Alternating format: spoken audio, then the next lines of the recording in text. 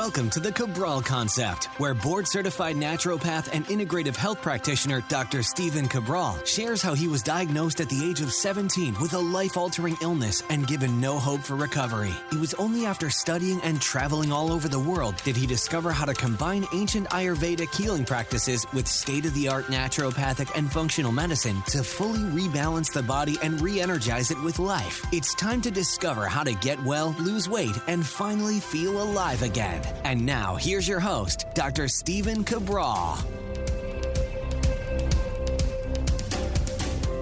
Hi, everyone, and welcome back to our first house call of the weekend. My opportunity to answer your questions each and every weekend, Saturdays and Sundays. Hopefully, you've been tuning in. Each and every weekend, we're answering about a dozen of our community's questions from people all over the world who have written in. And it's pretty exciting because I get to be able to see what's going on in our community, what people are struggling with, and of course, how I might be able to lend a hand. So today is episode 1737. You can read along with the questions today just by going to stephencabral.com/1737. All right, let's dive into the show. I know we've got a lot of questions that have been building up over the past few weeks.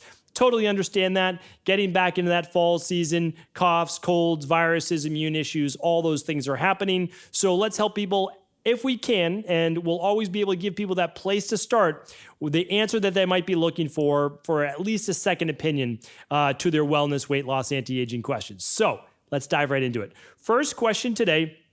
Today we're using the cell phone. So I'm on my cell phone. The iPad is currently charging, so we are on the iPhone here. All right, first question though is from Jen. Jen's asking, Dr. Cabral, first, I want to thank you for providing a place where you share your wealth of knowledge so that we can learn from you, understand the science, and make the best choices to become our best selves. I've been listening to you for a couple of months now, found you through Faster Way, and met you at our conference last December. I did some labs myself, and I'm taking steps to find the root cause of my symptoms and get better. My question today, however, is about my kids. I have a 16-year-old son who's a competitive swimmer, easily spends 15 to 20 hours in a week in a chlorinated pool. He's very fit, very little body fat, eats fairly healthy. I know that chlorine is not good for us and can disrupt our hormones. I read that as a halogen, chlorine, fluorine, and bromine are similar enough to iodine that they can be absorbed by the thyroid instead of iodine and displace the iodine. Spending this much time in water, what is the best course of action to take? Should we put him on the Daily Thyroid Balance? Will this be enough to help? Should we test thyroid levels first? Are there foods he can eat to help minimize the effect of all the extra chlorine? Any other protocols to consider? All right, Jen, apologize. Really great to see you here in the community. Great that you're coming over from the Faster Way, and it was a pleasure speaking at your conference last year. So I think you're on the right track for sure. So when we talk about halogen groups, iodine is part of the halogen group of when you look at the elemental table, or the periodic table, however you want to look at it, of the elements. But when you look at iodine, it's closer to the bottom. So when you look at fluoride and you look at bromine, just like you talked about, and chlorine, they're above it. And so they absolutely can displace it. So you're on the right track, and I completely agree with you. Being in that much chlorine for that long could end up causing potential thyroid issues, but we never know. So the easiest thing to do really is just to run that thyroid adrenal hormone test. It's called the Stress Hormones Mood and Metabolism Test over at equa.life. That's EQUI.LIFE. Remember, equa.life is the new Equilibrium Nutrition. So check that out. That will let you know for sure. And then that looks at the thyroid. And then if you wanted to add one more onto that, and I really would recommend this, it's the complete heavy metals test, the toxicity test, which is a finger prick and urine test to actually look at the selenium levels, iodine levels, cadmium, arsenic, mercury. Really, really nice test. So you're on the right track. That's a great question, and you're a great mom for sure. That's what you should do.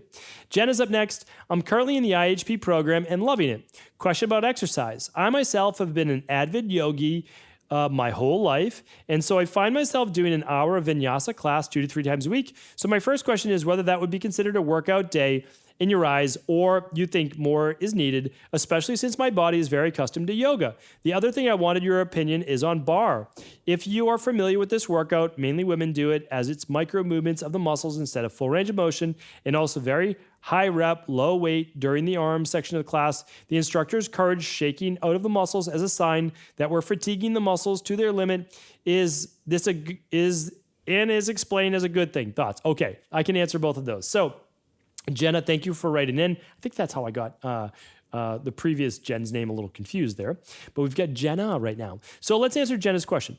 You answered the question for yourself about the Vinyasa 1-hour classes. You already answered it. Vinyasa could be considered a workout for people that find it very strenuous and challenging and they're sweating during it. For you, it's probably not that much of a challenge, which means like low MET output, low kind of like heat thermogenesis output. So for you, it's good maintenance work and you love it. So I wouldn't stop doing it. But if you're looking for body transformation, I would really look at 2 to 3. You're probably in shape, so high intensity training workouts per week.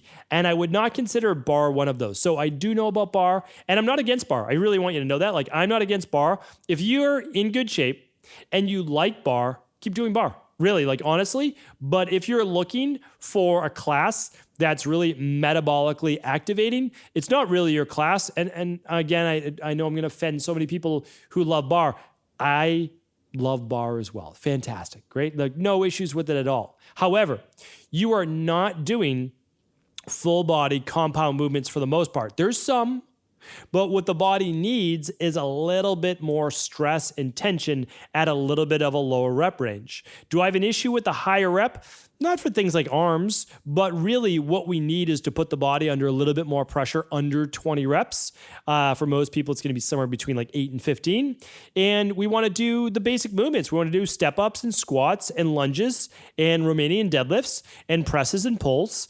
And the weights are lighter in bar, just like they are for a lot of boot camps. So it's not bad. It's just not the very best. That's all. So hopefully I can answer that for you. And again, the micro movements, in the long run, I'm not super against it, but you really need to stretch out those muscles afterwards. And the reason is that although there can be benefit, because it's good time under tension, right? Good time under tension. But what it's lacking is a full range of motion, which can cause actually adhesions and more tension where the muscle meets the tendon and the tendon meets the ligament, okay? So just watch for that in the future. All right, Cindy's up next. Dr. Cabral, I am the Cindy from Cabral Concept 1339. About a year ago, you said that using the daily foundational protocol level 2 or 3 for 4 months would raise one's vitamin levels to normal. Well, I believed you, and I still do because I also took your recommendation to test. It has taken 4 years, but I did it. Oh, I'm assuming it didn't take 4 years. Maybe you had been trying different things for 4 years, but it worked within 4 months. And so happy to hear that. That again, the daily nutritional support supplement, the daily foundational protocol, honestly, is what I use level 3 every day. And it works. I mean, we lab test it. That's how we know it works. I don't know any other companies that literally have people use their products and then lab test the people to see if the products are working. I mean, we know that they do. Honestly, we know that they do. So that's why we also guarantee it, which I don't think a lot of people are guaranteeing their products that they work. But anyway, Cindy goes on to say that she's done the CBO protocol, the heavy metal, the mold, and she's done some 7-day detoxes. She has fatigue with brain fog and migraines, have been real problems, much less frequently now. She uses level 2, sometimes level 3 of the daily foundational protocol since moving back to the US, ran the big 5. Let's see. Still some mold issues, very sensitive to the area where she's at. She has a lot of histamine issues. She has an MTHFR gene mutation, 70% decreased.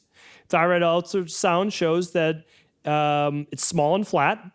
Let's see. Believed it still works because my thyroid medication has decreased.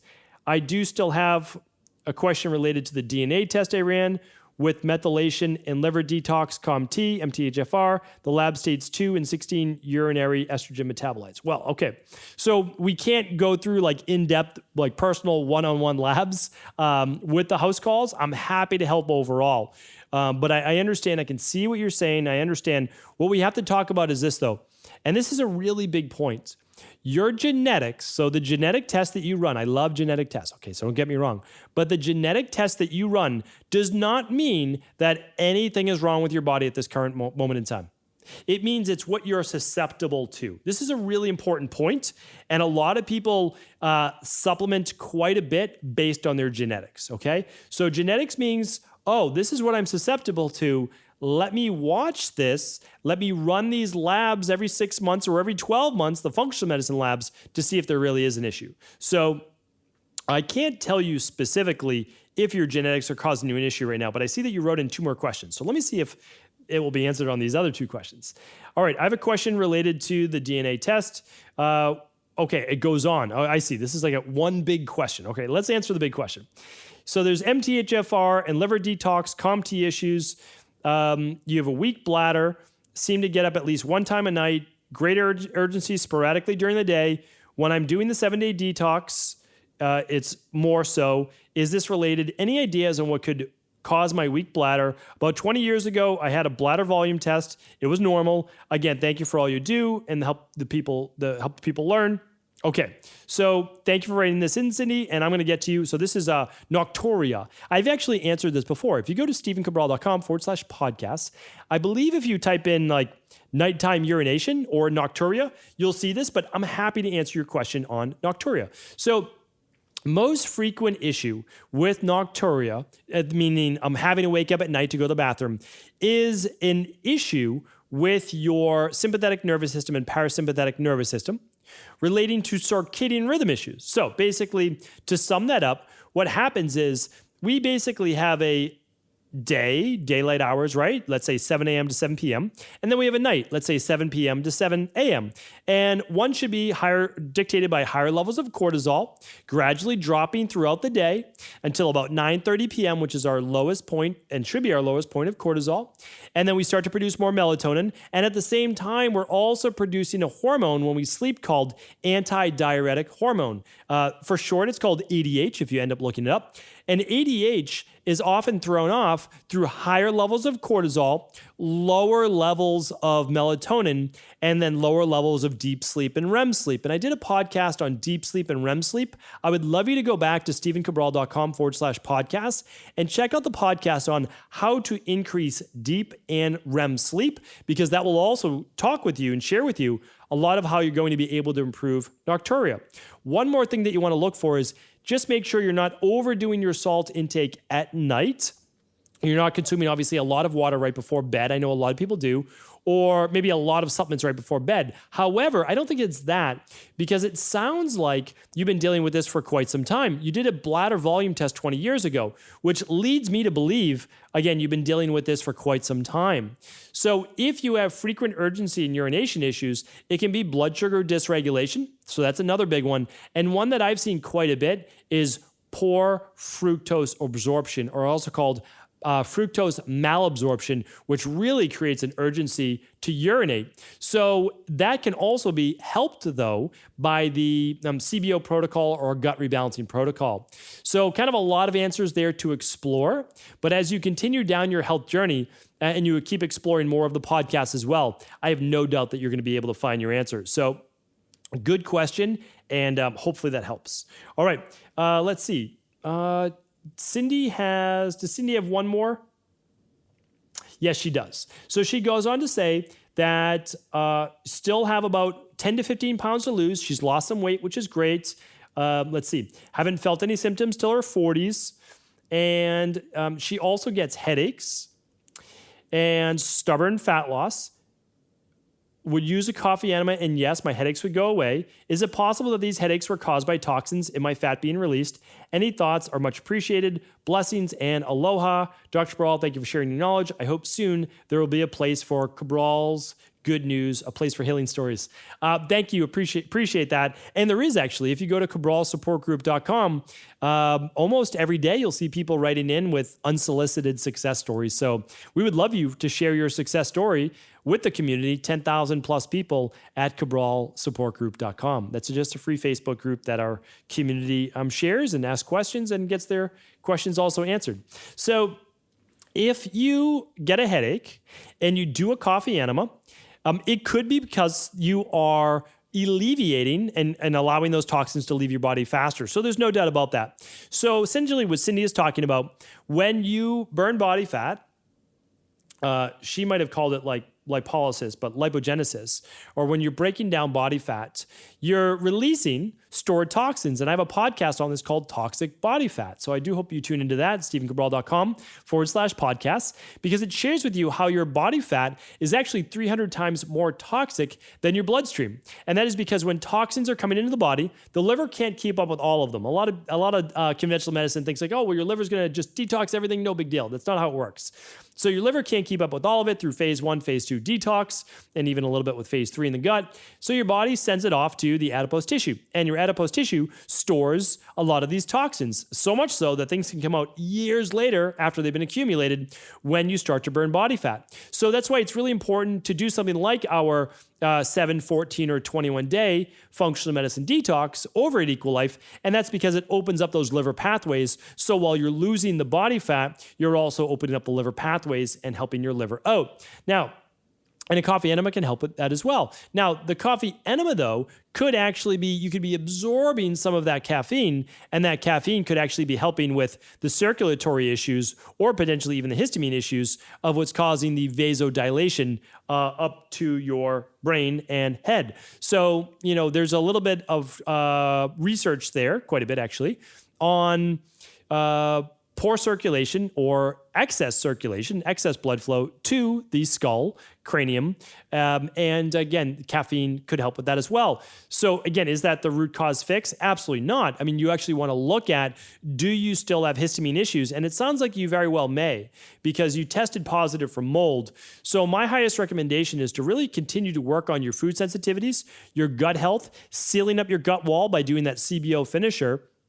Looking at histamine issues, continuing to reduce mold for sure, using things like the His Pro and vitamin C, and then also keeping a journal to see when you get those headaches. Is it an IgG food sensitivity? Is it a histamine-based response? I've got lots of shows on headaches that I would love you to check out as well. So that gives you a bunch of places to get started. Hopefully that was helpful. All right.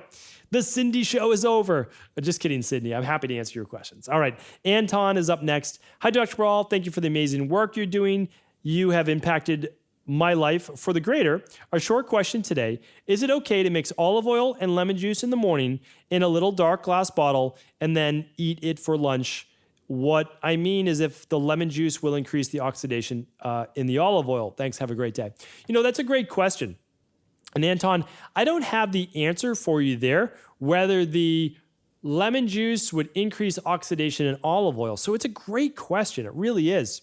But I'll tell you this, that lemon juice can act as a preservative because of that acidity, and the lemon juice itself has antioxidants in it. So between the antioxidants in the olive oil and the antioxidants in the lemon, I'm not sure that the oxidation would be that great, because it's not like olive oil is a super alkaline-based product. So it's a very good question. I don't have the answer for you on that. I would say that you're going to use it in the morning, 4 hours later, you're going to have it. I don't see it being dramatically harmful. I really don't, because you can mix lemon juice on top of your avocado, as acts as a great preservative so it doesn't brown, and that the antioxidants properties, and you can add it into a juice so that the juice doesn't oxidize, like a fresh juice doesn't oxidize. So again, haven't done the research, but I'd say you're going to be okay, especially using it 4 hours later. Now, the alternative, of course, is that you squeeze a little bit of that lemon juice into your own little container, and then you just keep a little bottle of olive oil at work if you're able to. That's what I do. I just keep I have lemons here, but I just keep a bottle of olive oil at my work. But whatever works for you, Anton, I think you're okay with doing that. All right, Jody's up next. Hello, Dr. Brawl. I like to come to you for the latest health and wellness information. I have recently come across many disturbing articles, podcasts discussing the issue of lipofuscin and the use of PUFAs and omega-3 fish oil. These articles state that these fatty acids are toxic, and most of yous are supplementing with mega dosing. Please give us your feedback here. Thank you. Jody, happy to help on this, because this is something that I've researched many years ago. Let's say 2005, 2007, did a lot of work on omega-3s. And the issue is that these articles are really cherry-picked. So I'm going to give you a reason why. Polyunsaturated fats are highly oxidative when exposed to light, high levels of heat, or air exposure. But, and again, not all omega-3s are created equal. Omega-3s in a soft gel or in a small amber-colored bottle that are triglyceride bound are not oxidized. Like, that's not the case at all.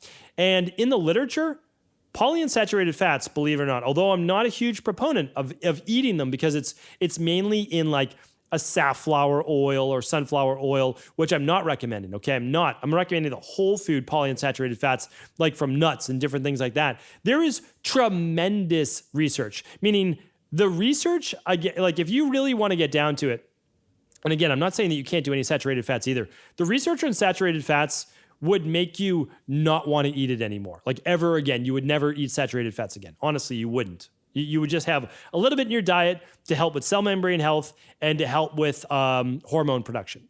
But if you read the literature, you would absolutely say no. And you would go way overboard on polyunsaturated fats. So again, like I think there's a medium that we can reach, but polyunsaturated fats has been around in Ayurvedic times, is backed up by the best scientific studies showing that it's actually heart healthy and that it's good for you. Now, you need both saturated fat and polyunsaturated or unsaturated fats for cell membrane dynamics. So the problem is people take a little information and they just try to say like, oh, this is the end all be all, but it's not. Oxidative polyunsaturated fats for you are really bad for you. Taking a soy oil or a sunflower oil and turning it into like a hard make-believe butter is one of the worst things that you could do for your body. There's no doubt about that. But eating nuts and different things with polyunsaturated fats, not only is it not bad for you, it's been proven over and over to be good for you. Do you want to overdo fats in general? That's the question. The answer is no, you don't, right? So that's the bigger issue, is that people are way overdoing fats because they're following these super high fat diets. And if they weren't following these super high fat diets, which by the way, no long-lived population ever followed, then we wouldn't even have these discussions really to that degree in the first place. And also, I don't agree with mega-dosing fish oil too. Some people are doing like 20 grams a day, 2 to 3 grams a day. That's it, 2 to 3 grams a day. For kids, half to 1 gram a day. So hopefully that answers your question. All right. That is it for today. We got through it. Well, pretty amazing, right? I think they fly by. I really do. I love answering your questions. And tomorrow I'll be back answering at least another 6. Hope you're having a great weekend. Truly appreciate all of the kind words you share on these house calls. It really means a lot to me. If you haven't reviewed the podcast, head over to your favorite podcast player. I would really love for you to leave just a 10-second review. Would mean the world to me. Really appreciate it. I read every single one. They're great energy to keep me going to do these daily shows. Thanks so much. Take care. Have an amazing day, and I'll talk with you tomorrow. Did you know that the body really only becomes sick or imbalanced in only 2 ways? Over time, you become deficient in vital nutrients, and you also accumulate toxins internally and from the environment. As those nutrients diminish and you increase your total toxic load, your body then begins to show the first signs of dis-ease. It's actually quite predictable, and the good news is that if we know how you began to fill up that proverbial rain barrel, we also know how to empty it to begin the healing process. I was fortunate enough to learn this ancient healing process from my mentor after suffering from debilitating diseases for close to a decade. It was only when I began to implement these techniques did I finally overcome my illnesses and go on to live a life of energy and vitality that I now enjoy. I'd like to share with you now what I discovered after traveling all over the world and how to combine the best of ancient healing wisdom with state-of-the-art science. Allow me to teach you exactly how I've been able to help over 250,000 people to empty their rain barrel and begin to transform their body and lives into what they've always hoped they could be. To get your copy of the international bestseller, The Rain Barrel Effect, simply go to StephenCabral.com/rainbarrel.